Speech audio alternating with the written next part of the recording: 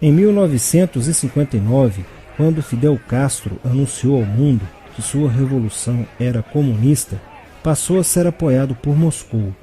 Com isso, a União Soviética iniciou uma campanha para dominar com a ideologia marxista a América Latina, onde os partidos comunistas formariam grupos de guerrilha armada com dinheiro soviético, repassado por Cuba. No Brasil, foram criadas 29 organizações guerrilheiras, onde Fidel Castro vislumbrou expandir sua revolução comunista.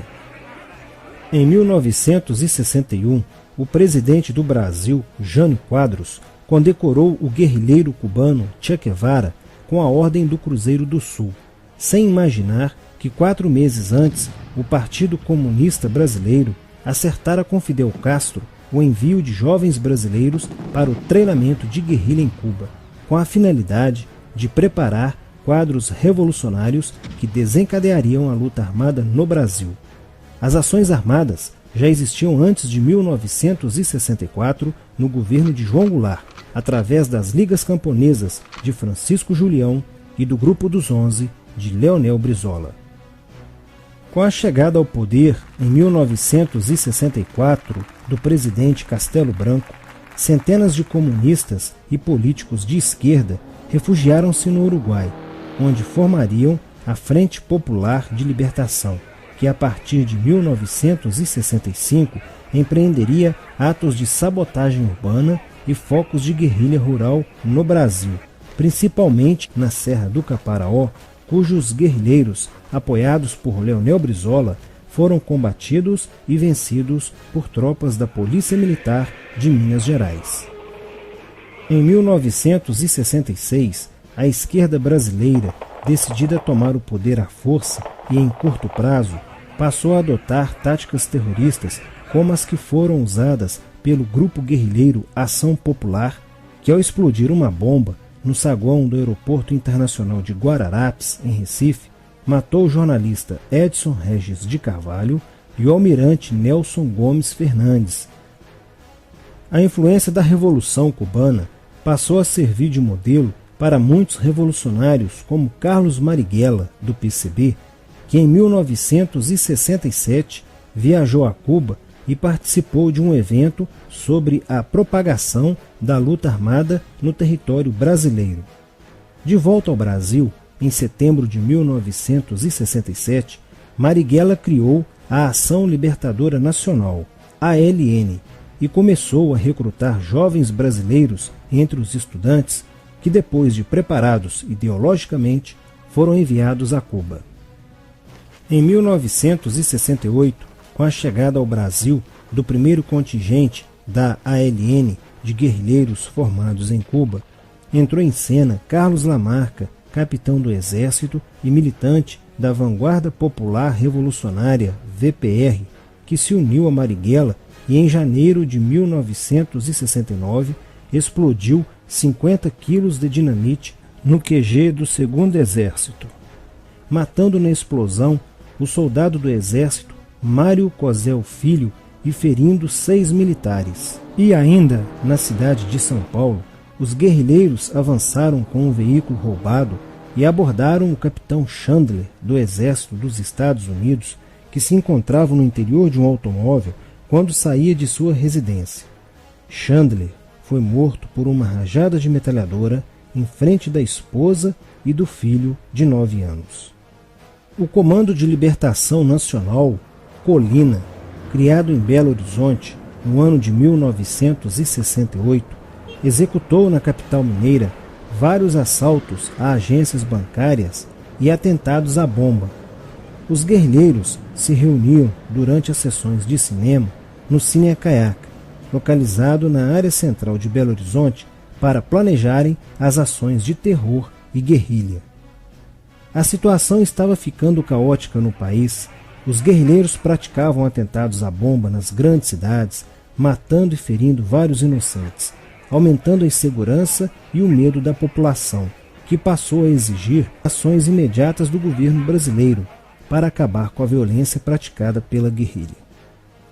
Atendendo ao clamor público para combater o terrorismo e a guerrilha com mais rigor, o presidente Costa e Silva editou o Ato Institucional número 5, AI-5, que previa o exílio e punições mais severas aos autores de atos de guerrilha terrorista praticados contra a população brasileira.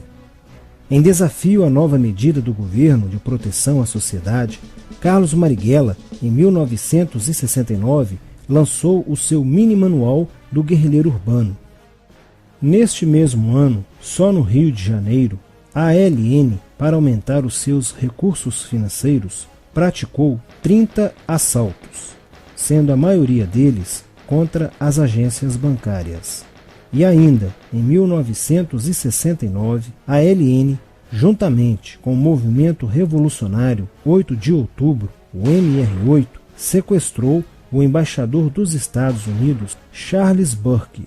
O sequestro foi sugerido pelo guerrilheiro Franklin Martins.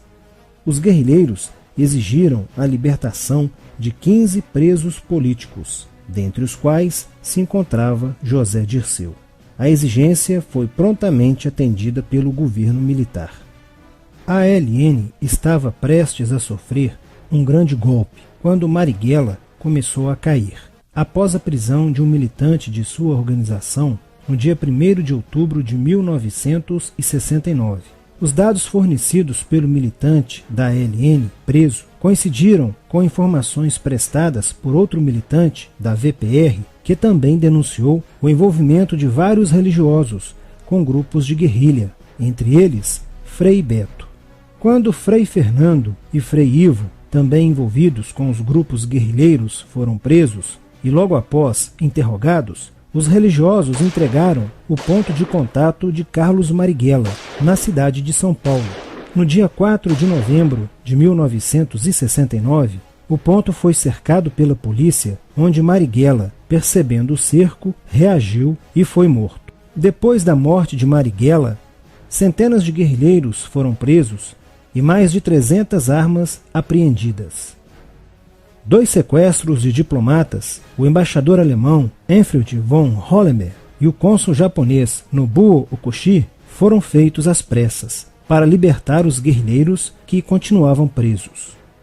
Inspirados no marxismo cultural, vários militantes da esquerda brasileira iniciaram a estruturação de uma organização que se infiltrou nas faculdades brasileiras, bem como no meio artístico e cultural, e principalmente nas edições de jornais, setores estes com grande poder de influência sobre a formação da opinião popular.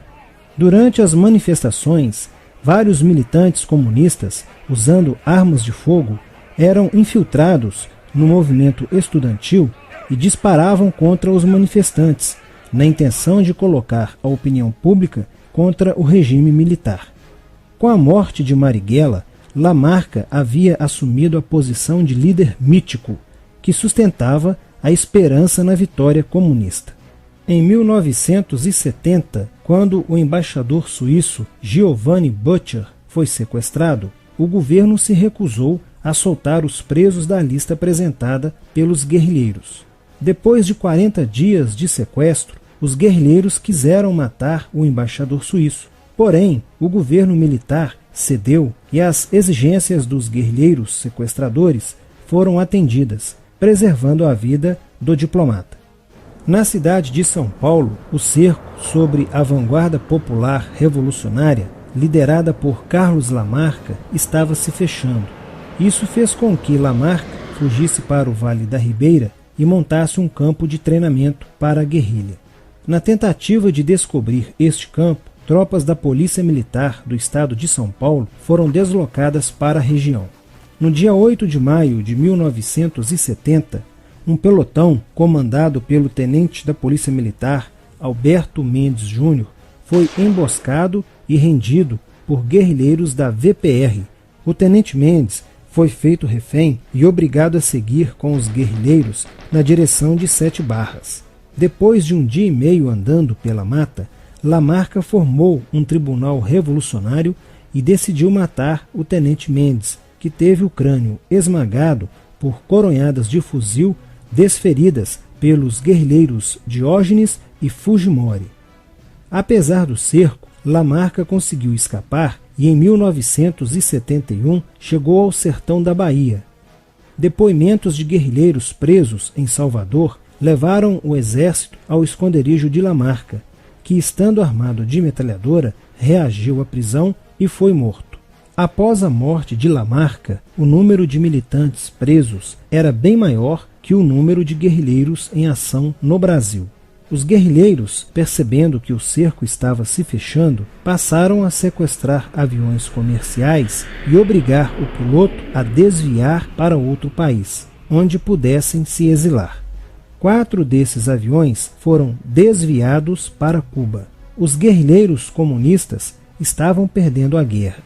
Os militantes que abandonavam as armas eram acusados de traição nos tribunais vermelhos e executados pelos próprios companheiros, em atos de justiçamento.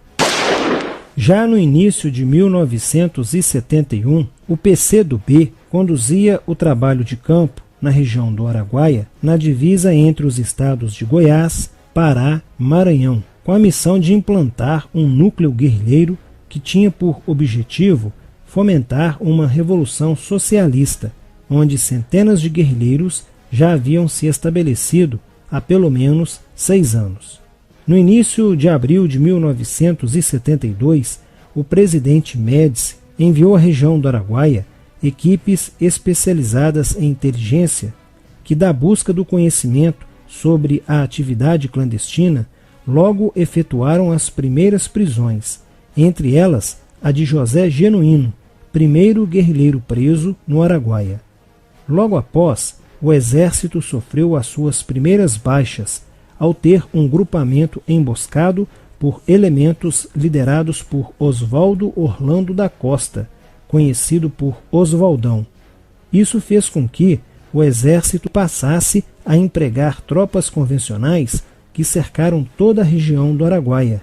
Com a derrota cada vez mais próxima e com o total abandono logístico do PCdoB, ao qual os guerrilheiros foram relegados, sem armas, comida e remédios, vários militantes da guerrilha, encurralados, quiseram se entregar, mas foram mortos pelos próprios companheiros em atos de justiçamento. Após a morte de Oswaldão e o desmantelamento do comando militar da guerrilha, o cerco do exército se fechou sobre os rebeldes e vários guerrilheiros foram presos. Assim terminava o sonho da esquerda brasileira de transformar o Brasil em uma ditadura comunista. Mas a esquerda brasileira não desistiria de conquistar o poder e retornaria mais tarde com uma tática mais eficiente que a luta armada: o marxismo cultural.